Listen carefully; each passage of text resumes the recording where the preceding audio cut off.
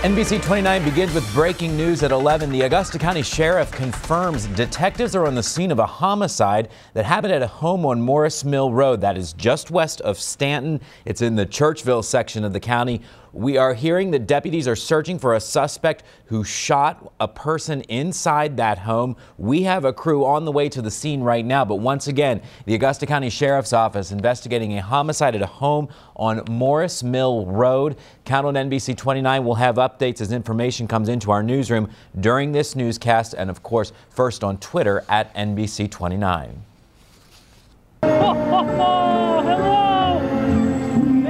New tonight, the big man in red joins firefighters to bring some holiday cheer to neighborhoods in Albemarle County.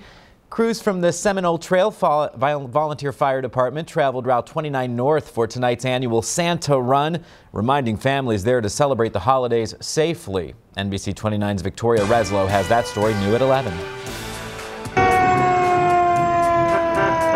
Normally they just see us running calls, and that's not what we're about. We're about serving the community, and bringing Christmas cheer is a great way to do that around this time of year. Tower 88 and other emergency vehicles with the Seminole Trail Volunteer Fire Department delivered some Christmas cheer to families Saturday night, while children got a chance to tell Santa what they want for Christmas. I want a Nerf gun. A what? A Nerf gun. It's a great way for the community to come together.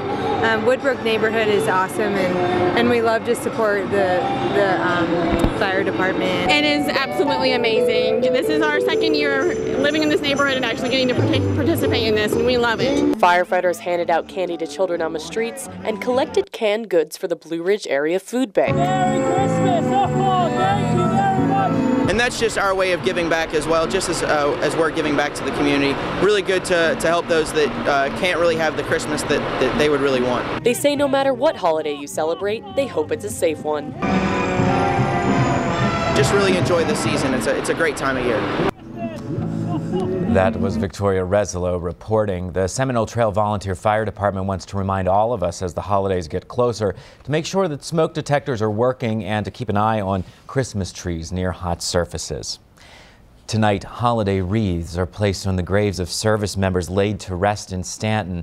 Veterans and volunteers placed those wreaths on hundreds of grave sites at the Stanton National Cemetery as part of the Wreaths Across America project.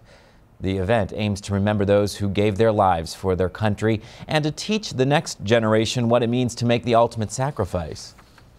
Today is about a commitment to the ones who've gone before us, to the missing, and also to today's veterans, that we will not forget them and what they did for this country.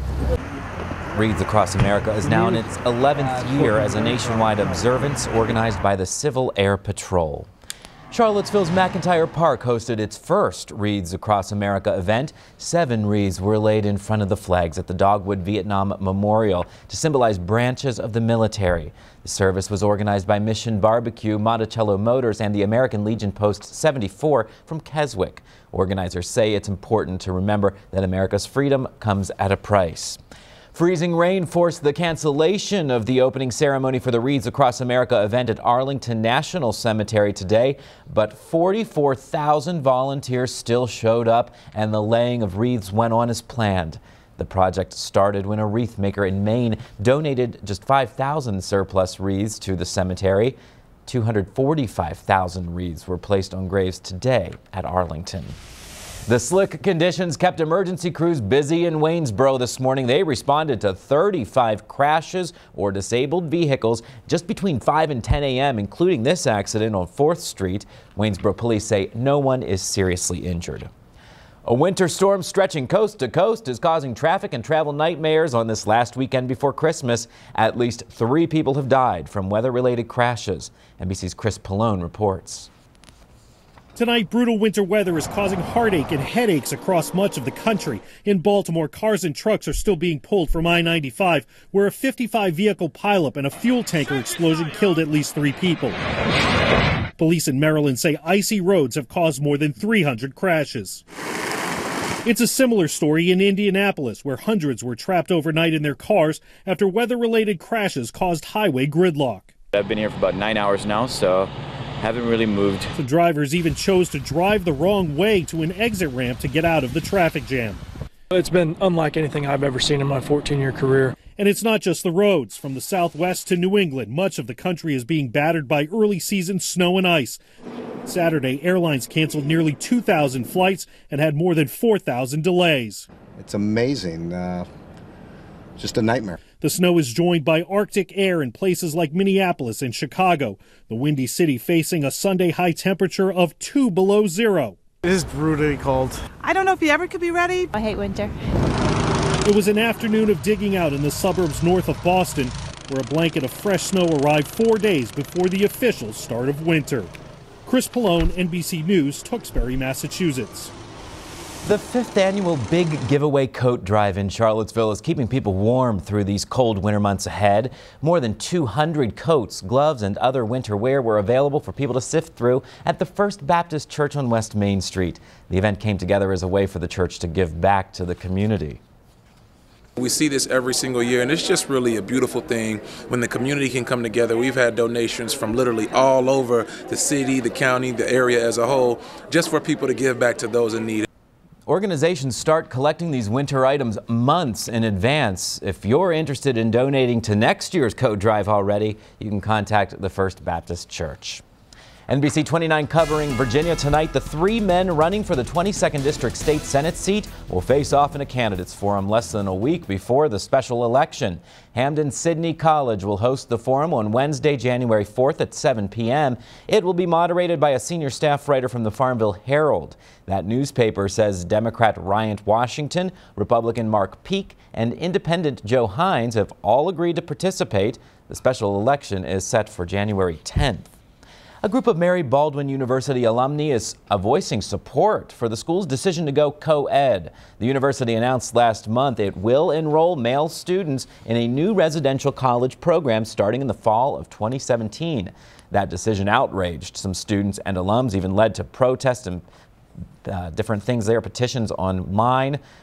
Now, in a letter to the community, more than 50 Mary Baldwin graduates say the support that they have, and they are backing this decision. They will back it financially. Alumni who have supported the changes and the announcements that the school has made, and so we wanted the community as a whole to know that there is in fact a group of alumni who do support the course of actions made by the school's leadership. The letter is signed by alumni from classes back to 1967. We'll post a copy of that full letter on our website, NBC29.com. A restaurant on Charlottesville's downtown mall is shutting its doors tomorrow so its owners can focus on their new business in Belmont. Brookville Restaurant will serve its last Sunday brunch after 7 years in business. The owners also run Keevil and Keevil Grocery and Kitchen in the Belmont neighborhood. They say they are extremely passionate about that business and want to focus all their attention there. A new tenant will take over the Brookville space around the new year.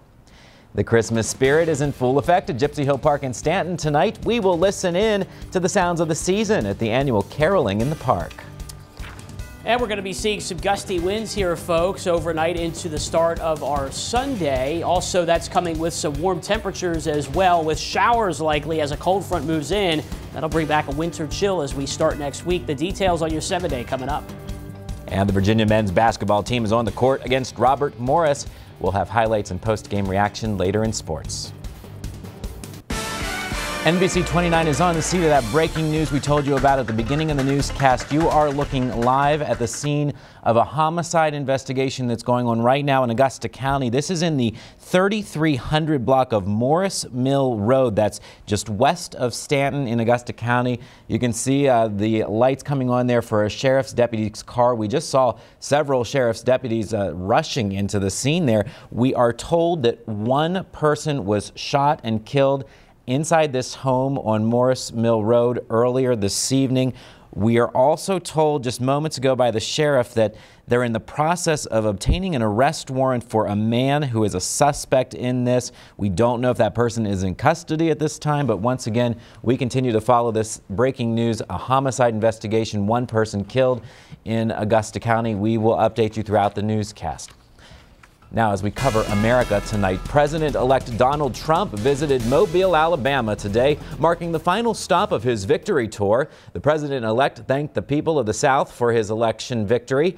Trump also said he disagrees with First Lady Michelle Obama's suggestion that Americans no longer have hope following his election. The president-elect will now head to Mar-a-Lago, his estate in Florida, to spend Christmas with his family. Thousands of mourners packed an Ohio State University auditorium today to remember the late space pioneer John Glenn.